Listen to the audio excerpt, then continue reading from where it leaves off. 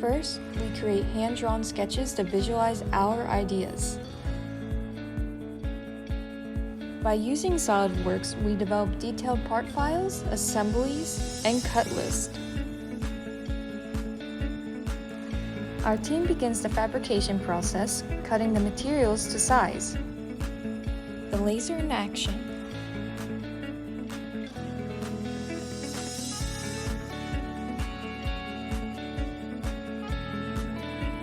Lastly, we assemble the parts together.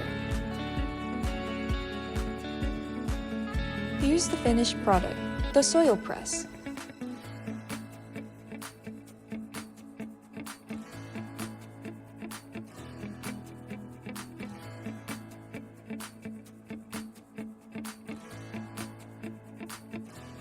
Dropped in by design, designing your ideas and now fabricating them too.